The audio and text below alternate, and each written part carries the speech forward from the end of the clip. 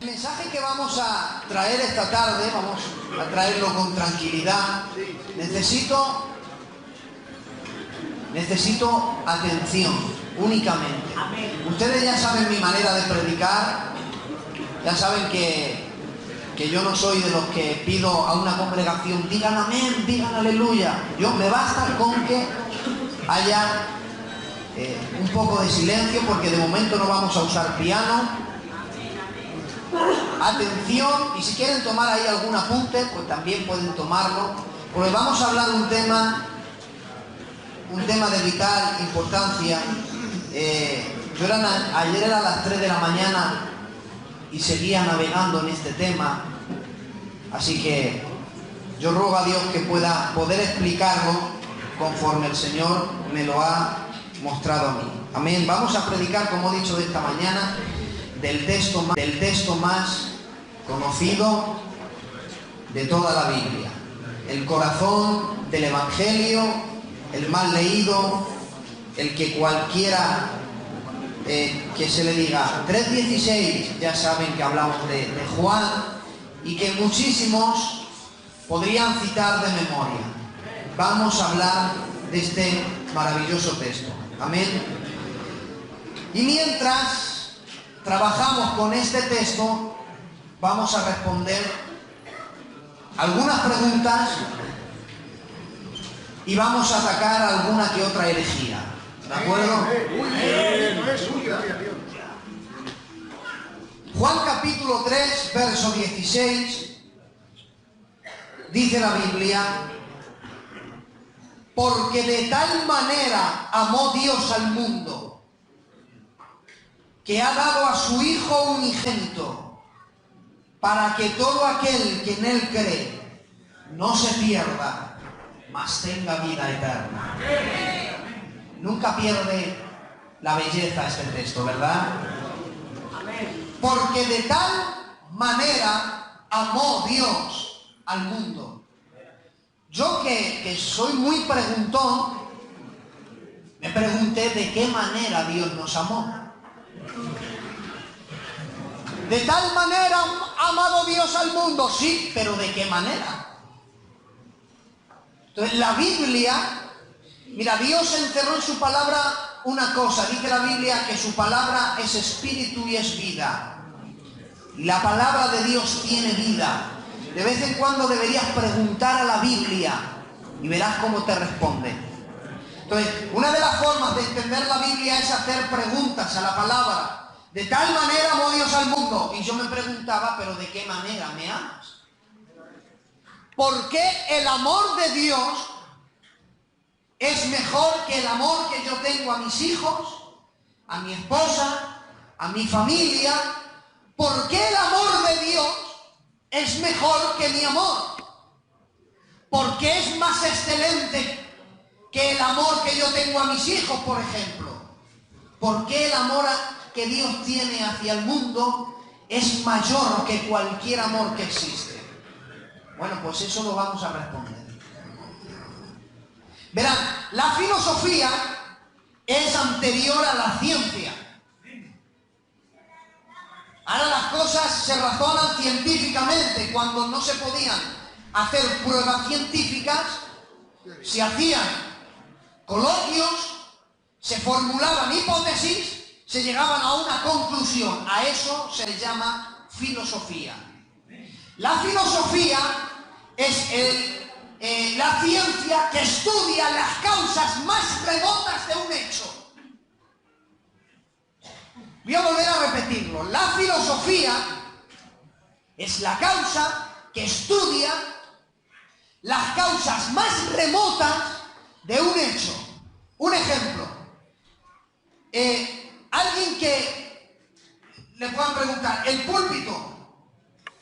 ¿De qué es el púlpito? Y uno dice, bueno, de madera. Pero un filósofo querría saber más y decir, bueno, pero ¿de qué clase de madera es? Y cuando averigua que es este tipo de madera, sí, pero esa madera, ¿a qué árbol pertenece? Y cuando se averigua el árbol que pertenece, sí, pero ese árbol, ¿dónde crece? Y cuando averiguan en la región que crece, sí, y cuánto tiempo tarda en crecer. Eso es filosofía. Estudiar las causas más remotas de un hecho. Para entender de qué manera nos amó Dios, tenemos que responder por qué Cristo tuvo que morir. ¿Por qué murió Jesús en una cruz? Pero yo no voy a responder la causa inmediata. Yo voy a irme a la causa más remota de por qué Cristo murió en la cruz. Y entendiendo la causa más remota, entenderé de qué manera me ama Dios. Gloria a Dios. ¿Hasta ahí me están entendiendo? Créeme que expresar este mensaje me va a costar sudor y lágrimas. Pues quiero que lo entiendan todos. Hasta aquí todos me están entendiendo, ¿verdad? Bien. Una causa cercana de por qué murió Jesús, bueno, podría ser por esta razón. Juan capítulo 11, y vamos a dar mucha Biblia aquí, así que estén atentos. Juan 11, 57, Juan capítulo 11 registra cuando Jesús resucita a Lázaro. Ahí es cuando los judíos, el Sanedrín, los fariseos dijeron: tenemos un problema muy serio con este Jesús. Ya no se trata de que predica muy bien, ya no se trata de que la gente dice que si es Elías, que si es Juan el Bautista, que si es el otro, no. Con lo que acaba de hacer, todo el pueblo se va con él. Gloria a Dios. Jesús entonces era una amenaza para la organización del Sanedrín. Y dice Juan 11:57, y los principales sacerdotes y los fariseos habían dado orden que si alguno supiera dónde estaba, hablando de Jesús, lo manifestase para que lo prendiesen. Los fariseos, los sacerdotes, el Sanedrín dijo: Jesús es un problema muy serio. Como le demos rienda suelta, todo el pueblo se va con él y nos abandona a nosotros. A nosotros se nos acaban los negocios, a nosotros se nos acaba la autoridad, a nosotros se nos acaban los lugares de poder. Como no paremos a Jesús, nos arruina el negocio. Y entonces todos dijeron: bueno, pues vamos a intentar prenderle. En otras, dicho de otras palabras, querían secuestrarlo. ¿Por qué querían secuestrarlo y no matarle directamente ellos? Bien, porque Israel estaba gobernado por el Imperio Romano. Y el Sanedrín había llegado a un acuerdo con las organizaciones romanas de que, bueno, el Imperio Romano les daba libertad siempre y cuando no causaran alborotos. Les había dado libertad siempre y cuando no mataran a nadie. Les daban libertad: haced lo que queráis con vuestra religión, con vuestros negocios, haced lo que queráis con vuestros templos, pero no paséis los límites. Y uno de los límites era: no matéis a nadie, porque aquí estáis gobernados, no sois gobernantes. Entonces ellos querían eliminar a Jesús, pero no podían matarlo, porque tenían un límite por el Imperio Romano. Entonces, ¿qué podían hacer? Vamos a secuestrarle. Pero como ellos tenían su reputación, ellos no iban a secuestrarle directamente. Entonces, usaron a alguien como una herramienta para secuestrarlo. Y ahí es donde aparece un personaje llamado Judas.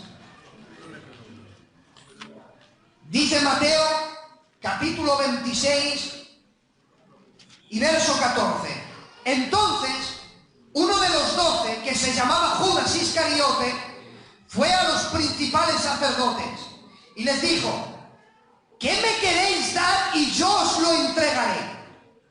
Y ellos le asignaron 30 piezas de plata. Miren, hermanos,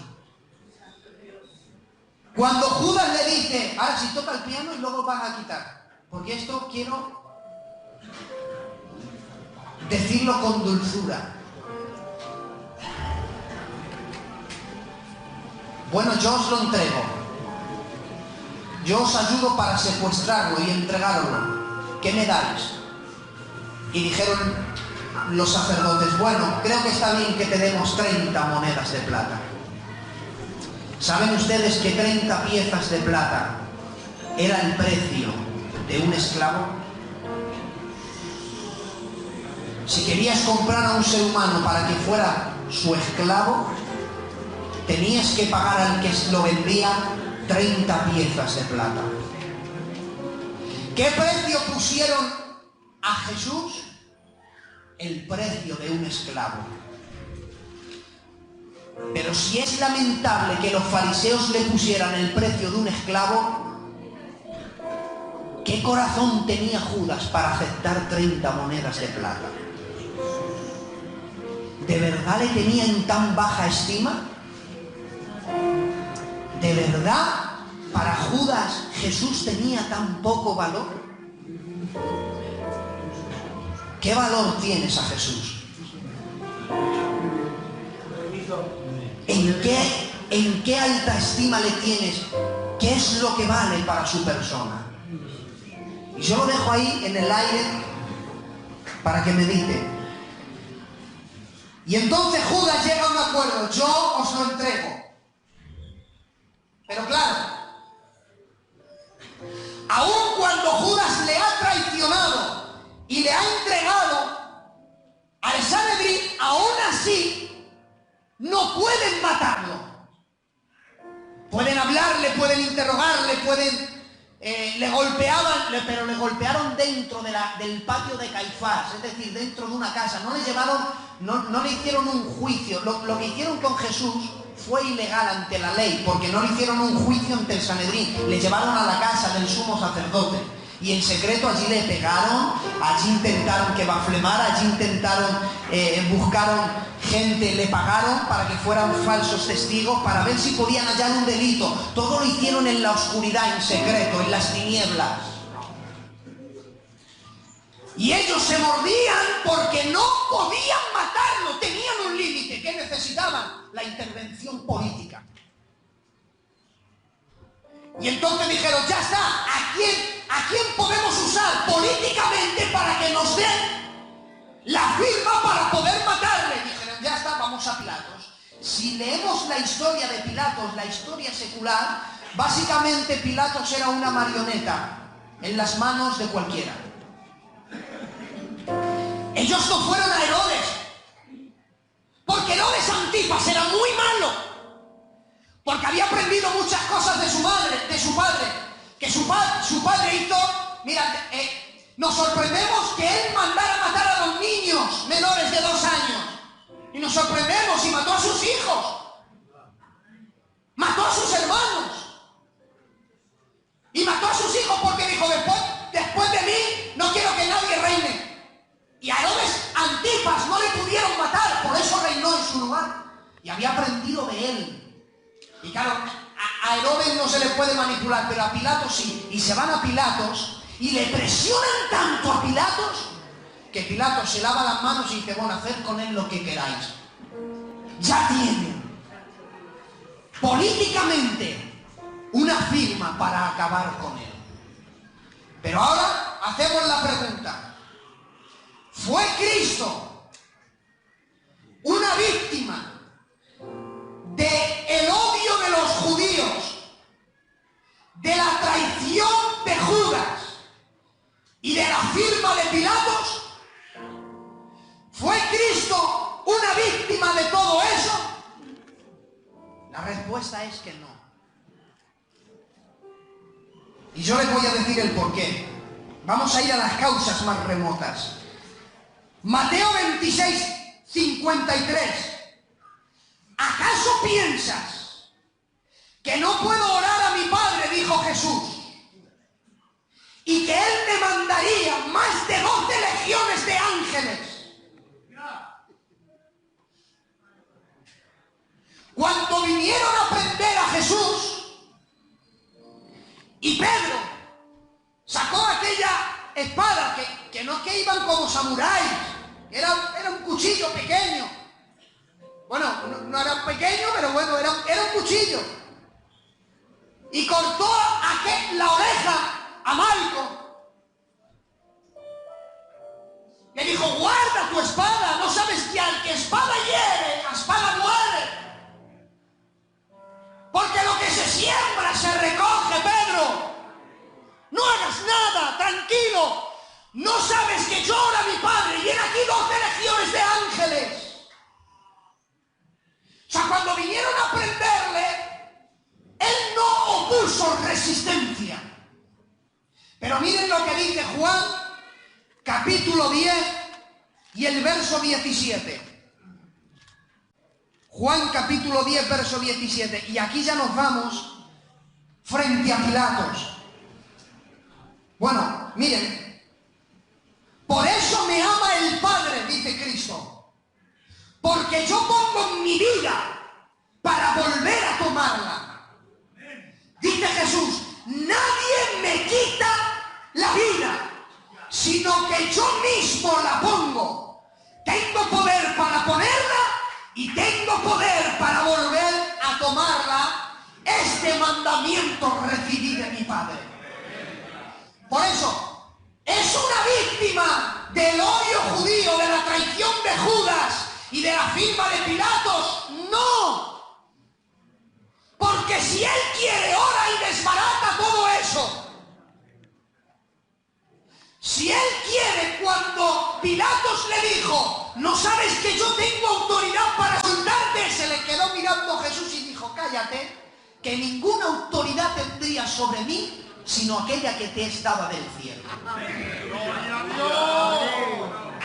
Si Jesús quiere, desbarata a los judíos, rompe la traición de Judas y avergüenza a Pilatos. Pero como cordero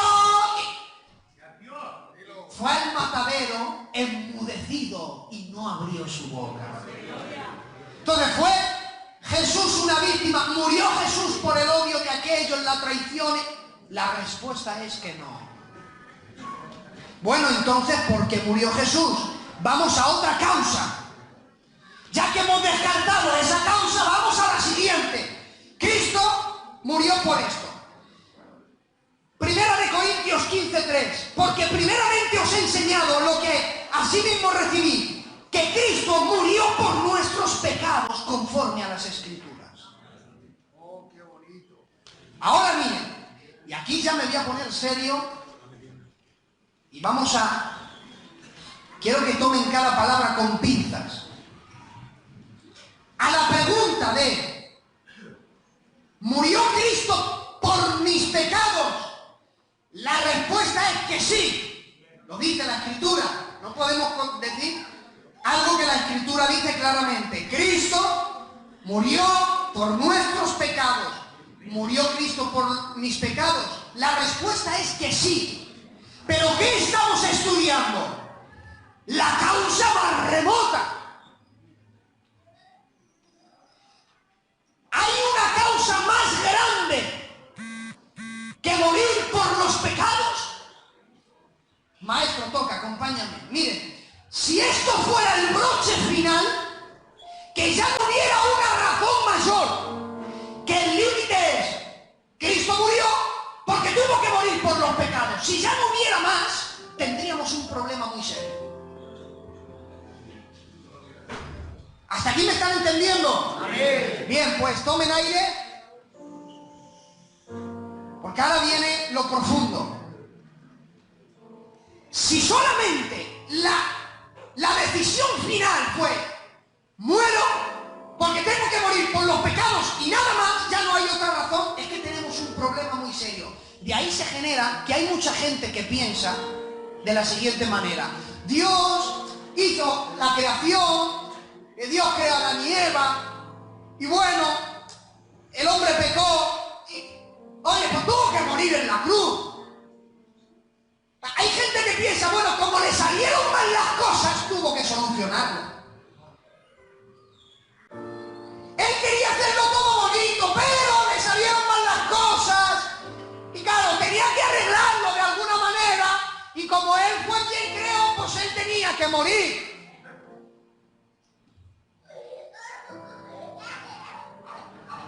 Atender al niño, tranquilo, no es un tema.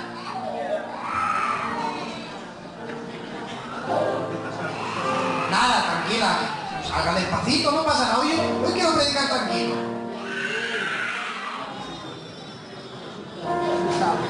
Sí, se ha asustado por el grito.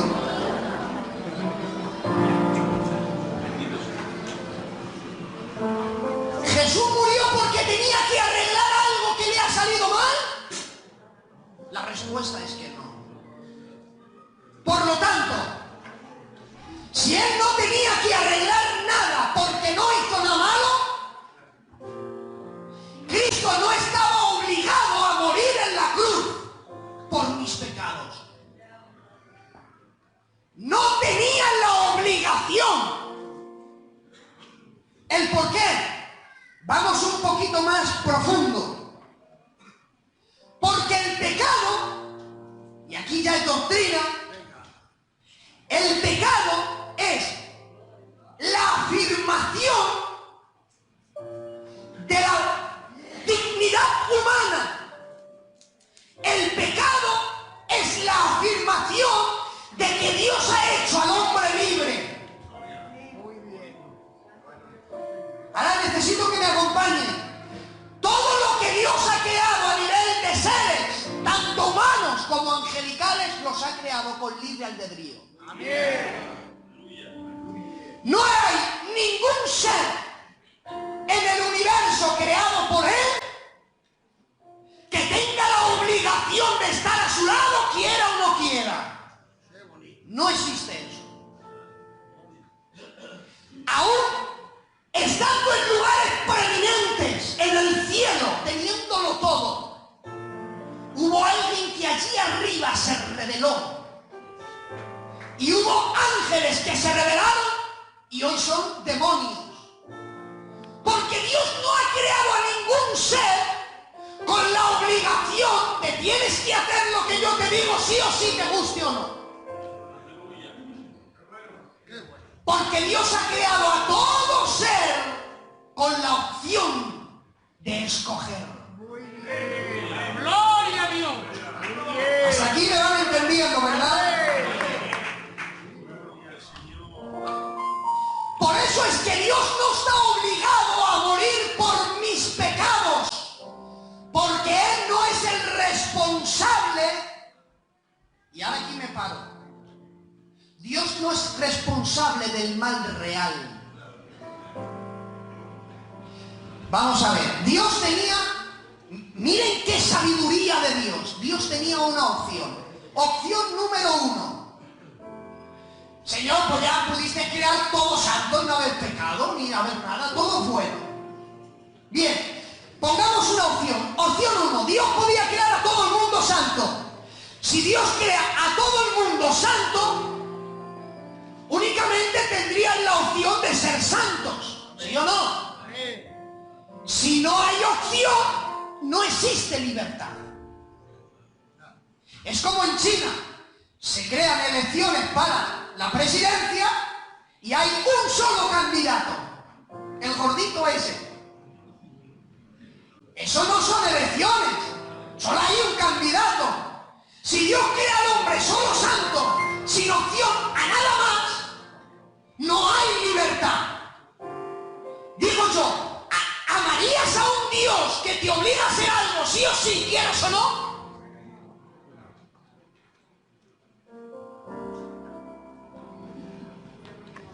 Si Dios hace solamente santos, sería un tirano, porque no da opción a que la gente pueda hacer lo que desea. Y ahora nos quejamos porque, señores, que ahora hay mal. Si Dios nos hiciera completamente santo y venga y solamente tenéis que andar por aquí, diríamos, ¿y por qué no me dejas escoger? Tengo que hacer lo que tú quieras. Y de alguna manera el hombre siempre sacaría de donde no hay para altercar con Dios. Dios tenía esa opción, hacer todo santo. Y Dios dijo, no, esta no es la opción. Entonces, porque si lo hace así va en contra de su naturaleza, Él no obliga. Ahora dice Dios, bueno, segunda opción. en mi esencia. Tengo que crear a seres con la libertad de poder escoger. Ahora, la libertad consiste en escoger ser bueno o ser malo. Y aquí es donde San Agustín se vuelve loco. San Agustín casi le encierran en un psiquiátrico por lo que él llamó el dilema del mal. Si Dios es tan sumamente santo, santo, santo, santo, ¿por qué permitió el mal en el universo? Y San Agustín a eso lo llamó el dilema del mal y casi lo encierran. ¿Cómo solucionó Dios esto? Que el hombre pudiera escoger ser bueno o ser malo sin él crear el mal real, porque él en su naturaleza es tan santo que él no da luz a algo malo. Tiene Dios un problema muy serio. ¿Cómo lo soluciona Dios? De esta manera. Dios no ha creado el mal real, pero ha creado el mal potencial. Yo lo explico de una manera muy sencilla. Imagínate un abecedario. El abecedario tiene A, B, C, D y tiene las letras. Dios creó el abecedario, pero fue el hombre quien escogió la palabra M, la palabra A, la palabra M y se formularon la palabra mal. Dios no ha creado la palabra. Dios creó las letras y el ser humano mal usó eso para crear algo malo. Pero del mismo abecedario que se extraen las palabras mal, también del mismo abecedario puedes extraer la palabra bien. Del abecedario donde extraen la palabra amor, también extraen la palabra odio. Del abecedario donde extraen la palabra perdón, también la palabra rencor. Entonces Dios no es culpable del pecado humano porque Dios no ha creado el mal, ha sido el ser humano. Ahora, Dios ha creado, mira, que Dios creara las letras no es malo. Al contrario, si no hay letras, no hay opción a que el hombre sea libre. Las letras en sí, la opción no es mala. Es mala el mal uso que se dio de esa opción. ¿Me han entendido? Esto es crucial para que entiendan. La opción de Dios de la libertad no era mala. Lo que era malo era el mal uso de esa libertad. Dios no obligó al hombre a que hiciera ese mal uso. Fue el hombre quien decidió hacer un mal uso de su libertad. Si Dios te dice que no comas, ¿para qué comes? Entonces Dios no obligó al hombre, no le empujó a que desobedeciera. El hombre hizo un mal uso de la cosa más hermosa que Dios me ha dado, el libre albedrío.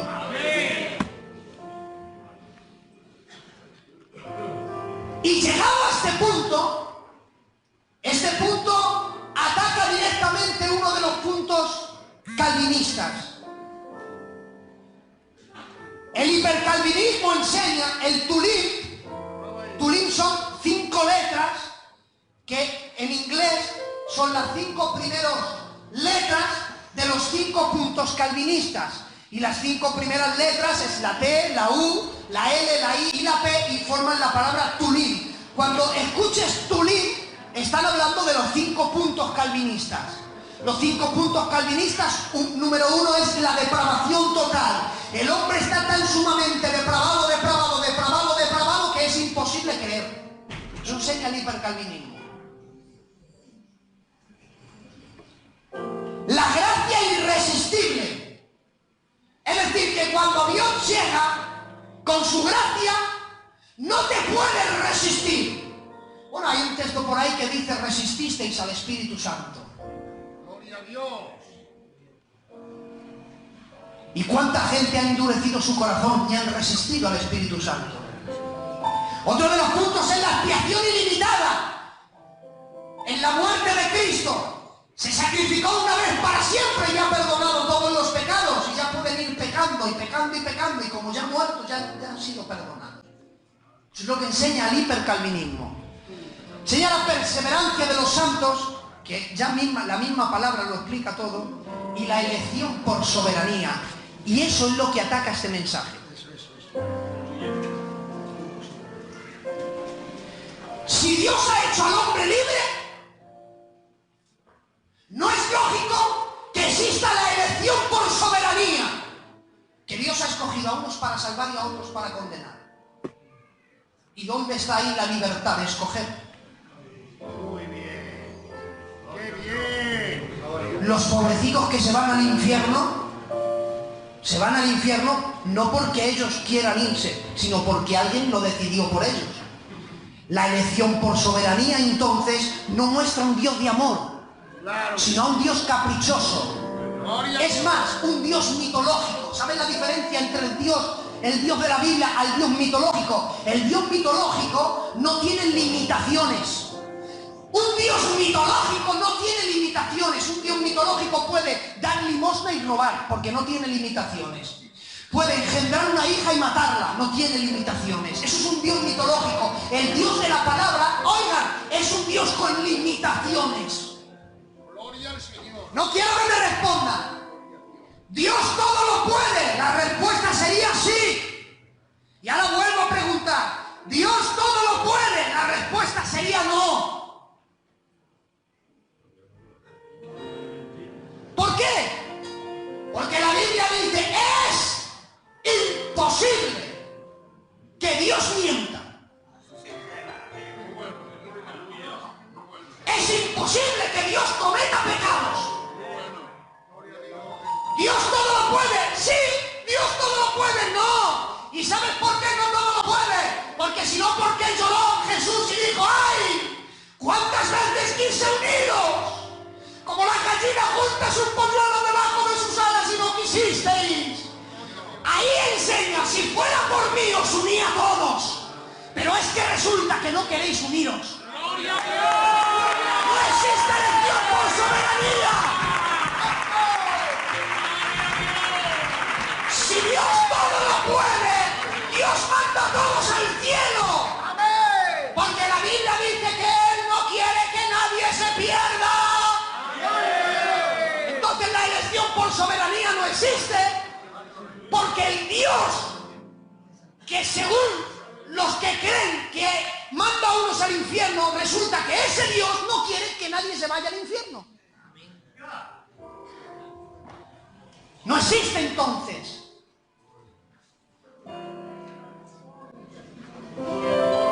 Entonces hacemos mira, la elección por soberanía, cuando nosotros navegamos en él, pues nos vamos a Romanos, cae en Romanos, que es donde nace todo este problema. Romanos 8:29, porque a los que antes conoció, también los predestinó para que fuesen hechos conforme a la imagen de su Hijo. Oigan, cuando nosotros estudiamos la Biblia, a nivel como la estamos estudiando ahora, las causas más remotas, el Nuevo Testamento está escrito, por lo menos esto, la carta a Romanos en griego koiné, que era el griego vulgar, que se hablaba en medio de lo que llamaban la plebe, para que lo entendieran. Y ahí, en el griego koiné, que está en los registros de la carta a Romanos, cuando vemos la palabra predestinó, que es destinar de antemano, no aparece en el registro bíblico. Aparece la palabra proorizo. A los que antes proorizo. ¿Y qué diferencia es? La diferencia es abismal y ahora te voy a explicar el motivo y el porqué. La palabra proorizo no tiene que ver con el individuo, sino con Cristo.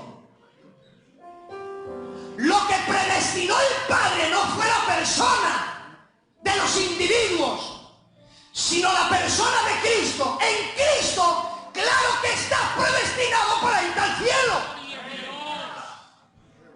Porque mientras tú estás en el camino, si viene Dios te salvas, si mueres te vas al cielo, porque estás en el camino, en el cuerpo, en el proorizo, en lo que está predestinado para la gloria. Ahora, ¿por qué es así? Porque el griego nunca ensalta al individuo y después, como segundo plano, ensalta a Dios. ¿Ha visto el texto que dice, todo lo puedo en Cristo que me fortalece? ¿Lo has leído? En el original griego no dice así.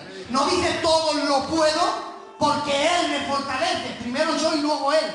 El original griego dice, en Cristo todo lo puedo porque Él me fortalece. Pues la Biblia siempre ensalzará primero a Dios y después al individuo. Ahora, esto que en la Vulgata latina tomaron fuentes de quién. ¿De quién empapó? San Gregorio, San Agustín.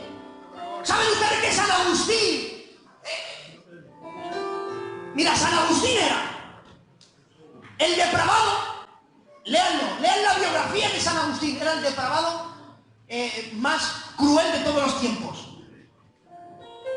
¿Saben lo que creía San Agustín? Lo que creía la iglesia de Tiatira. ¿Ha visto en la iglesia de Tiatira que dice, otro día vendré a hablar de las iglesias? En la iglesia de Tiatira, ¿saben lo que dice? Dice, aquellos que conocen las profundidades de Satanás. ¿No has leído eso?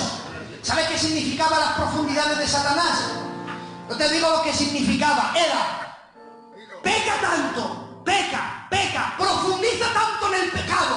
A eso lo llamaban las profundidades de Satanás. Para que cuando estés en lo profundo del pecado, cuando Dios te perdone, al que mucho perdona, mucho ama. Y entonces esta enseñanza mandaba a la gente a pecar, para que cuando fueran perdonados, ellos entonces cambiaran. A eso lo llamaron las profundidades de Satanás. San Agustín en su vida lo experimentaba. Por eso la Biblia dice, desead como niños la leche no adulterada. Y la Biblia no es como un periódico que se lee así, deprisa y de pasada. Resumo y les digo el motivo final. ¿Hasta aquí me están entendiendo? Amén. ¡Qué alegría! Me alegro. Preguntas. ¿Cristo murió por mis pecados? Sí, pero por una deuda que nosotros teníamos. No porque Él estaba obligado a hacerlo. ¿Pilatos dio la orden para matarlo? Sí. Pero es que resulta que Él quería morir. ¿Judas lo traicionó? ¡Claro! Pero es que Él ya se lo esperaba. Lo que tengas que hacer, hazlo rápido. Los judíos le prendieron, claro. Pero Él no opuso resistencia, porque cuando vinieron dijo Él sacó la conversación. ¿A quién buscáis? A Jesús Nazareno, yo soy. Gloria a Dios. Entonces, a la pregunta, ¿por qué murió Jesús? Hechos capítulo 2, verso 23, acompáñame, arpa de Dios. A este, entregado por el determinado consejo y anticipado conocimiento de Dios, prendisteis por manos de manos inicuos, crucificándole. Él fue crucificado por el consejo y anticipado conocimiento de Dios. Antes de que Dios dijera sea la luz, dijo Dios sea la cruz. Antes que Dios creara el mundo y los seres humanos, ¿qué había antes de Génesis capítulo 1? Lo dice la Biblia, lo dice la Biblia. Antes del principio, ¿qué había? Había un plan divino.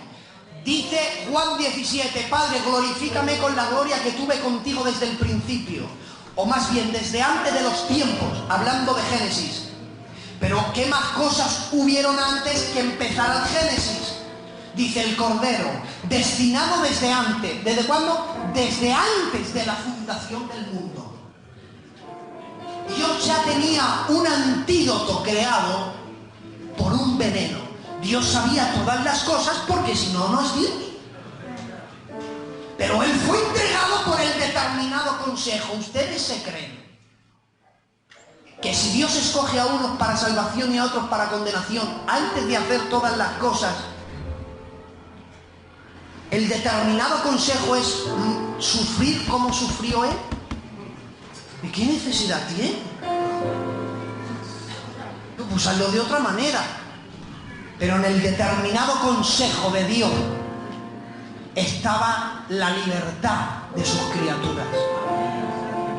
Por eso diría Efesios, capítulo 2, y terminamos. Pero Dios, que es rico en misericordia, por su gran amor con que nos amó, aun estando muertos en pecado, Él nos ha dado vida. A la pregunta de por qué murió Jesús, lo hemos tenido delante de nosotros toda la predicación. Porque de tal manera amó Dios al mundo. La causa más remota por la que Él murió en la cruz fue por amor. Un Dios que no estaba obligado a descender a esta tierra. El amor de Dios no solamente se muestra en este hecho. Saben ustedes que la Biblia dice: el verbo se hizo carne. Y ya no volverá a ser ese verbo, es carne. Y Él es la imagen del Dios invisible. Y Él está en el cielo con un cuerpo glorificado. Dios no tenía necesidad de todo eso. Lo escogió por amor. Te amó tanto Dios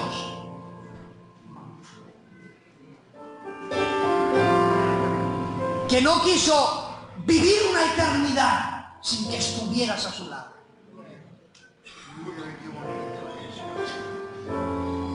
Cristo ha vivido siempre a la sombra de una cruz.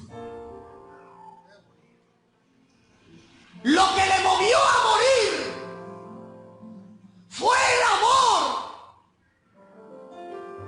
No fue la obligación ni que se lo exigieran. Fue el amor por cada uno de los que estamos aquí que le movió a morir en la cruz. Fue por amor. ¿Será ese amor el mismo que reciba Él de nosotros? ¿Por qué no haces? Mira, ¿por qué no haces lo que haces? Hablando de pecado. Si no existiera el infierno, ¿le amarías?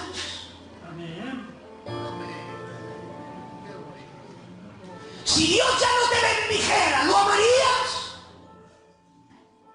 Si Dios no cumpliera tus peticiones, ¿lo amarías?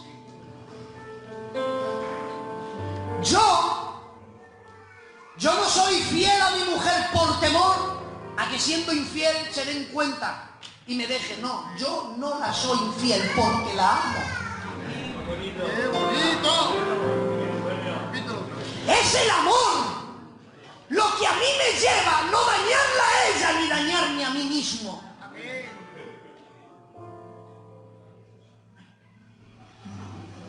Termino con esta frase que dijo una señorita, una señora árabe: si te amo por el temor al infierno, mándame a él. Si te amo por el cielo, exclúyeme de él. Pero si te amo por quien eres, te ruego que no escondas de mí tu hermosa belleza. Necesita Dios que le ames más.